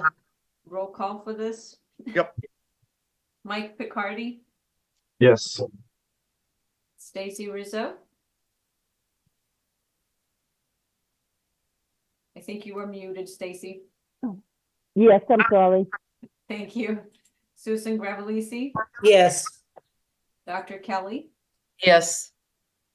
Carl Svensson, Yes. Christopher Bowen, Yes. Rich Viscay,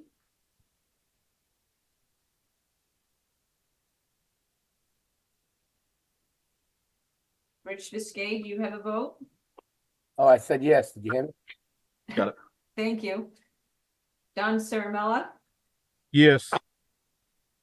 Jerry Visconti, Yes. and Mayor Keith. Yes. Thank you very much. Motion passed. Okay, that's the end of our scheduled business. Mayor Keefe, I defer to you as the chair, but I know we have a lot of people on with public comment. We might want to, I might want to suggest that we start with some folks that are on other committees if they're here, but I defer to the chair on how we want to go about it. But once we get to it, it'll be name and address for the record for the meeting minutes, please. Sure. I definitely think we should open up public speak. Ms. Gravellisi, I know that you have some of the controls here. If you'd like to call upon the members as you see fit, that would be helpful. Okay. Thank you, Mayor Keith. Is Wilson still here? He was waiting patiently for a while. Oh, I just see Jessica has her hand up. Jessica, would you like to speak? Name and address for the record, please. Hi, Jessica Simpson, 24 Grand Ave. I've spoken in meetings before. I'm not here to like rehash issues or really give my opinion, but more voice my concern again. The same thing I've said previously about just flooding in the neighborhood. And now with mention of the culvert, I'm pretty much just here to ask maybe even our council members or Mr. Chairmella or anyone in the meeting of where the residents that live in this direct neighborhood around the culvert and abutting the culvert for information about what exactly will happen or is expected to happen with this construction, with the drainage and flooding, and also what happens to our homes or what is expected to happen if the culvert or when it does fail.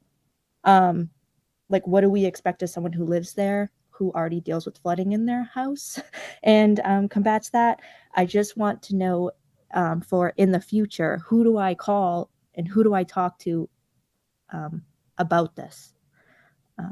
You call me. This is Don Charmella, the Chief of Infrastructure for the City of Revere.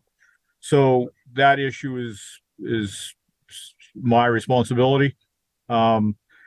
So you live on Grand Ave, which is just upstream from this culvert, correct?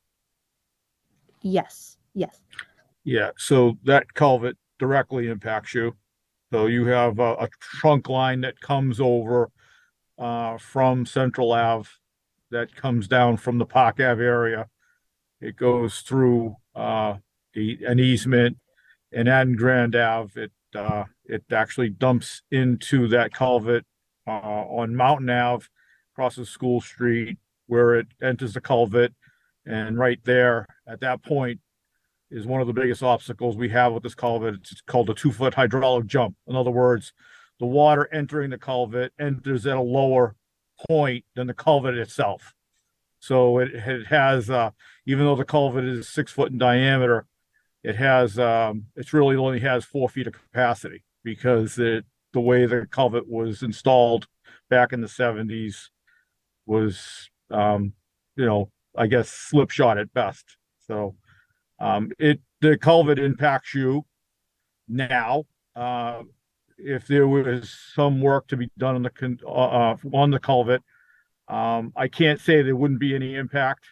We would try to mitigate that impact, but I can't guarantee that there wouldn't be any. We would have to bypass the drainage because we can't stop the drainage, we can't stop the rain, we can't stop the stormwater. So we would have to be some sort of bypass that we would have to set up, and that's just too far. It's just too far away in the planning stage that I can't even, kind of wrap my arms around it right now of how this would even be done. But we would have to try to bypass it for sure. All right. But Thank to you. answer your question, the stormwater does, if there is flooding on Grand Ave, like there is on Mountain Ave on occasion, it's directly impacted from the culvert. The fact that the culvert is not doesn't operate the way it was intended to operate. It kind of the pitch is up, it doesn't pitch down. It doesn't doesn't have the capacity that it did when that it was designed for. And even now that the city grew, and now that the city is a little bit more populated and a little bit more paved, and we have a lot more impervious surface, and we're catching most of the rain. Fast forward from the 70s to 2024, it's even less effective now. So. All right, thank you. I wasn't expecting an answer. I'm just hoping in relation to this meeting that in the future, if the school site is chosen, obviously where it is going, to just keep the residents informed, like what we can expect as people who live there during the construction, particularly with the culvert situation, since it seems extremely frightening. But thank you. You're welcome. Thank you, Jessica, for weighing in and adding your concerns, and thank you, Dawn, for all your knowledgeable information. I see that Matthew has his hand up, and I also know that Mr. Zambudo wants to speak, but for some reason he can't raise his hand, so I will defer to Matthew first, and then I will go to Mr. Zambudo. Matthew, name and address. I'm totally fine if the counselor wants to go first. It's okay. I saw your hand up first, so I just wanted to let Mr. Zambudo know that it was, You go ahead, Matthew, you go first. Yeah. All right, thank you. Known to me. Matthew Terrell, 215 Crescent Ave. I'm also the chair of the Revere High School Student Senate. I know this pretty much is beating a dead horse. It's a lot of things that we have known for a year plus. I'd actually like to refer back to Brian on his kind of analogy of turning over every stone.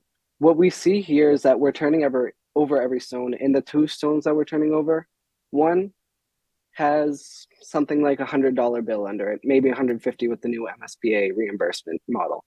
And the other one seems more like a pile of dirt. When we look at this, it's over $51 million more expensive. Of that $51 million, we're spending $4.2 million at least to destroy a park, pave over it, rip up the pavement, and make another park.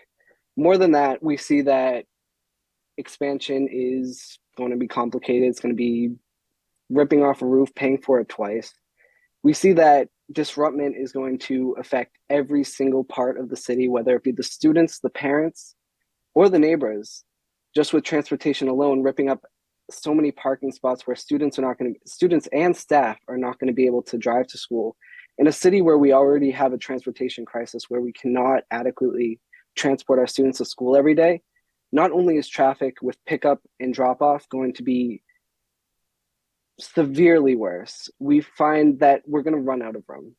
It's a fact. And I know there's a bunch of other things that are not necessarily as clear, but I feel like there's really nowhere we can go with this at the existing site that is not going to bite us eventually. I just really can't.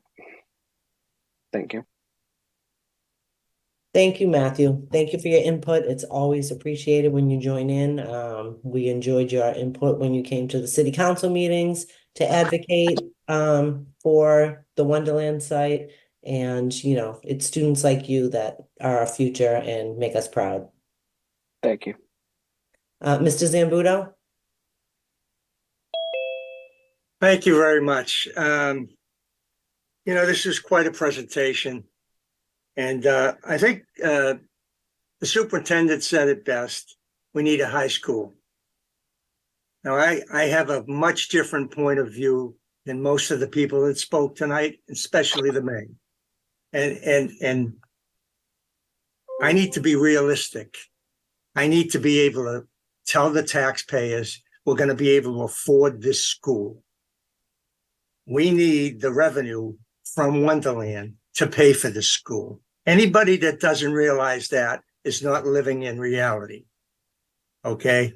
First of all, we're talking about that it's going to be cheaper to go to Wonderland, which is absurd because we're in litigation. I don't want to talk a lot of numbers, but the acquisition is going to be at least 100 million. That's just the acquisition. That is not about what's coming off the tax roll. It's $1.2 billion off the tax roll. Now, when you put that together with, we need a funding source for this high school, that's the reality here. Now, I know the gentleman from Consigli was talking about how much easier it is to build at Wonderland. Well, it's also much easier to go into receivership when you build something that you can't afford. That's something I have to prevent as a city councilor. And the reality is there's a lot of risks involved in the culvert. There's a lot of risks involved in the MEPA process that was brushed over as, oh, it's not Article 97. Let me tell you, I've been in the business for many, many years, longer than a lot of people have been alive too. And the bottom line is Article 97 is a lot easier to deal with than the MEPA process that's going to go through at Wonderland. So you can gloss over a lot of things and you can put lipstick on a pig, it's still a pig. There's a big problem with Wonderland. There's a lot more problems than being talked about. But the biggest problem is taking the money off the tax roll. And it's very simple math. If Suffolk Downs is worth 47 million a year in tax revenue, same acreage as Wonderland, let's assume it's worth half the value. Half the value is 23.5 million a year over the life of the high school. That's $1.2 billion off the tax roll. Now, where you're going to come up with the funding for the high school is a stretch where it's going. But $40 million is not a lot of money to me for that culvert. And we need to pay for that culvert, whether we build the high school there or at Wonderland. We still have to pay for that culvert. So the bottom line is we have to be realistic. If we want a high school, we've got to be realistic and work together. Is it perfect at the existing site? No, but it's a lot better for the city's future if we build it there. And that's the bottom line. It's not about politics and the frenzy about the disruption. A lot of places build schools on existing sites, and we know that. All this has been hashed out. The fact is, Wonderland is not the place where this high school should go. Fiscally. Bottom line is, if we want a high school, we've got to be realistic. That's what I'm doing. So that's the bottom line. If we want a high school, it's going to go at the existing site. You try to go to Wonderland, number one, we're not going to be able to afford it. And number two, we're not talking apples for apples with money that was talked about here tonight, because we glossed over the acquisition cost. We didn't talk about, we brushed over the fact that we might lose some revenue. And yes, it's not ideal to build at the existing site, but it's really the only way we're going to get a high school. So that's all I have to add tonight. Thank you. Thank you, Mr. Zambuto. Next, Wilson. Name and address for the record, please. Yes, Wilson from 12 Sweeney Ave, and I apologize for the noise. I'm coaching kids right now. I just want to Mr. Sambo, I've been looking at this and I got very about this project because I coach kids and the fields are very important to me. That's one of the things. When we talk about the taxpayer money, I hate to say this in public, but I knowing owning a couple of properties in Riviera to me is a concern, but I'd rather lose money than the education of kids. As you can tell, I'm immigrant, but I was able to succeed in this country because people care about my education. People extend their hand to me to provide me good education. And with that education, I was able to succeed in what we call, a lot of people call the American dream. When we talk about the money, we are building units over at the Suffolk Downs, over between 2,000 and 3,000 units. I just run quick math comparing to what I pay on taxes on one unit, and I multiply that number by those units just in Suffolk Down. I came up with a number between 15 and 25 million per year. That's enough to cover the high school cost in a very short time. I'm not including whatever has been built over the Ocean Ave and beyond. That's just Suffolk Down, just Suffolk Down. That should cover the high school cost. Another point is we're looking to save money. What is better for the taxpayers in 5, 10, 15, 20 years from now? We're having problems at the Garfield. My daughter got home because of the Garfield pipe burst a couple of days ago. This is today. I can see that happening more and more in the next 5 to 10 years. People that know better this subject than me better describe we need a central middle school. If we don't have the real estate space for a middle school in the next 10 years, it's going to cost us between $1 to $2 billion to find the space. We also discussed how much this city has grown in the amount of citizens. It was used to be between 50, now it's going to 60, and it's expected to grow, given the almost 3,000 units at Suffolk Downs. So that's probably going to be another 6,000 just in that location. And I'm being low with the numbers. That number can be higher, another 10,000 just in that area. So I understand you're looking at the numbers. I really appreciate that.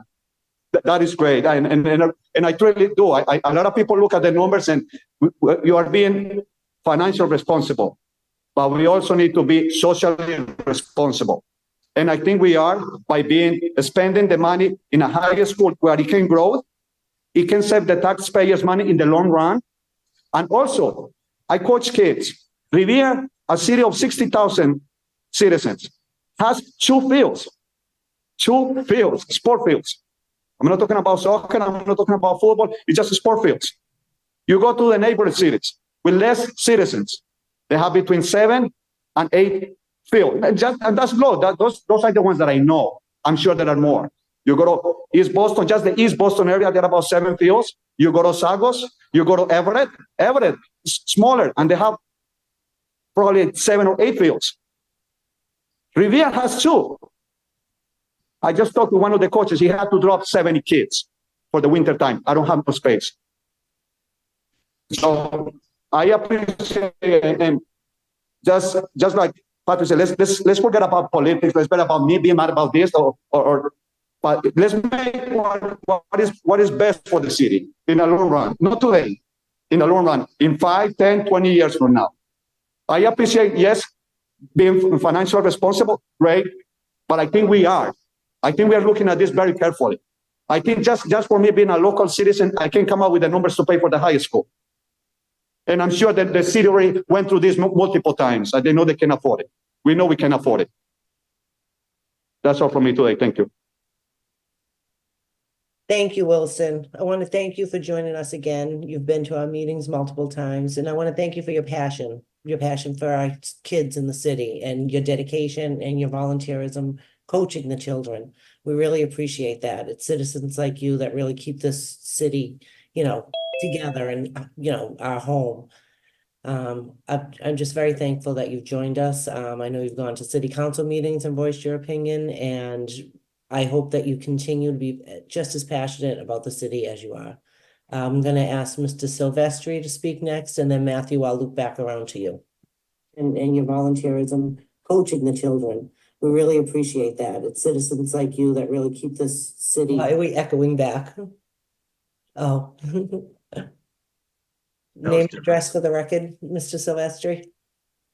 Hi, Mark Silvestri, 501 Revere Beach Parkway, Revere, Massachusetts, City Councilor at Large.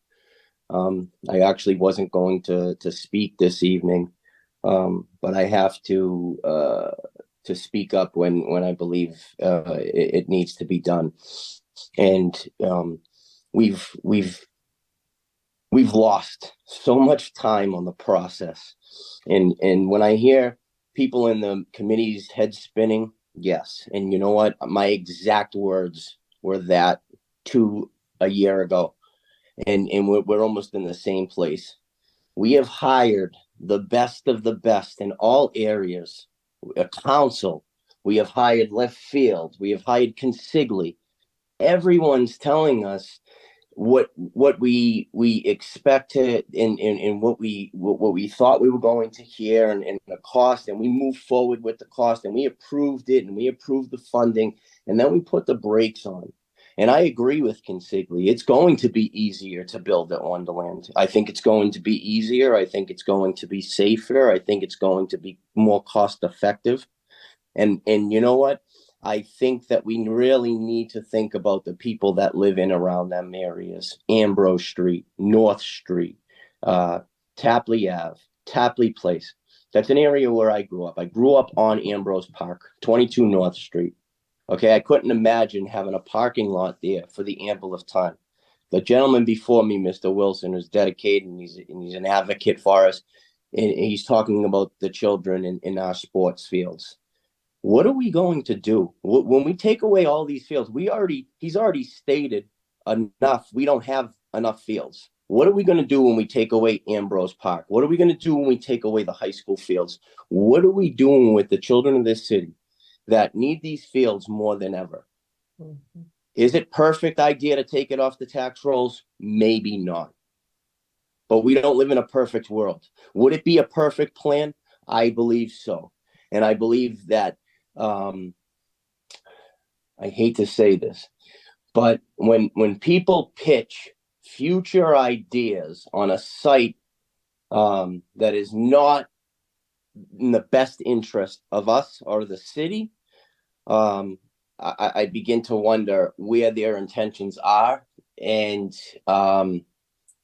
it's rather sad that we have people in our city that are supporting landowners and not the children in the school system of Revere. And I'll end with that. But I think the school does need to go to Wonderland, and we've heard it tonight again and again and again.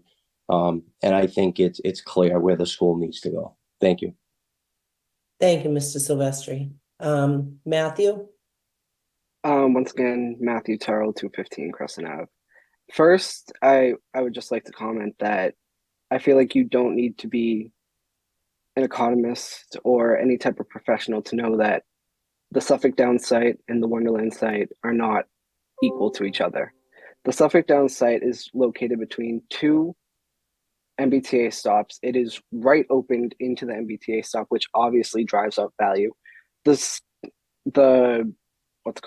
Wonderland site, on the other hand, any transit access is disrupted by a highway. It's just not feasible to speculate that it is an exact translation of value on acreage. Secondly, with what Wilson and Mark said, is that when you're looking at the future of the city, you cannot disregard the future of the students. You cannot disregard the fact that we're going to have barely any sports fields for 7 or 8 years. You can't kind of ignore the fact that when the school opens, it is already going to be at its breaking point, and it's not going to have room to expand. And furthermore, and I would actually like to kind of maybe get an answer from left field on this, is that sure, people have built schools on existing sites of old schools, but have they built between two schools? Have they built where there's an underground culvert right in the middle? I'm just curious. Never quite hit a site with so much going on, a school site with so much going on in such a small place. We've worked on campuses with multiple schools, but usually a campus with multiple schools is out in the countryside, I'll call it, somewhere, and there's plenty of acreage. But you're exactly right, Matthew, that this site packs almost every challenge into a really tight package here. Thank you. Thank you, Matthew. Do we have any other public comment? I don't see any other hands up. John, are you Anthony. raising your hand? Johnston? Yeah, I'm happy to go. I think Anthony had one up first. Anthony, go first. Your hand was up. I'll put mine up after. Oh, you. I'm sorry, Anthony. I didn't see your hand. Name and address for the record. Anthony Pazziali, 51 Arcadia Street. This is not for or against either location. I was wondering if when you present Wonderland and the existing site to the council and to the school committee, if you could have all the numbers. What I mean is, in the existing, you have the culvert, which I understand needs to be done for the project, but we also have to, buy the land. And I know you said earlier that it's not something that people are voting on, but in the interest of a voter or in the interest of the people of the city, I feel like we're not being transparent by that. That number's not on there, and I feel like it's not transparent. So when the people look at it, they should see the cost of the acquisition so that they can look and say, hey, the existing cost $550, Wonderland actually cost $535 because we had to buy the land. It's my only concern. Thanks, guys. Thank you, Anthony. John, name and address for the record. John Stamatopoulos, 15 Sewell Street, proponent of the Wonderland site. Do I think it's the best site? No. I think it's what we have left. We're to acquire that land with the intention of putting a school there. We've tried for years to develop that with commercial revenue unsuccessfully. If you are to look at that as a commercial developer, what they do is they drop a pin, you draw a circle within X miles around it, half of that's ocean, right? So we're right there out of the gate, we're attracting less commercial development. So in place of a school, what you'll see is likely 5,000 or 6,000 more apartments, which the whole city seems to be against. So I encourage us, we've sold every patch of land in this city to develop apartments. That's all we've done. And I encourage us, please, for the sake of the kids, do not do that with the one speck of land we have remaining. Let's put a school there for the benefit of the future of these kids. My kids will never see it, but that doesn't mean everybody else's kids shouldn't have an opportunity to go to a great school. And the other part of that is it's the only place that will allow us to build a world-class school for our kids with the resources they need without interruption to the homeowners in that general area, without interruption to the students and their well-being. And for the families like myself, when we go 5, 6 years, seasons without a field, I know it doesn't mean a lot to most people without kids. But I'm taking my son to Wellesley at 10 o'clock on Friday night to play in a league because we don't have them in Revere. I take my kids all over the state on the weekend because we don't offer those resources in Revere because we're understaffed in regards to fields and resources. So it's a tremendous financial burden and time commitment on many families in the city that are forced to go elsewhere. I just ask that we do the right thing by these kids. So thank you very much for your time and consideration. Thank you, John. Do we have any other public comments? Flipping through. I don't see any other hands up. Wilson, you still have your hand up, but I know you already spoke. We can move on to the next agenda item if there are no other public comments. Yep, and that's all we had in the agenda as well. Okay. A motion to adjourn? Second. Okay. Okay. Thank you, Thank you, everyone. everybody. Thanks Thank for you, all the Brian. input. Thank you, everyone. Thank you for everyone Thank you. coming. Happy New Year. Have a safe New Year. Ciao. You too. Thanks, Baz.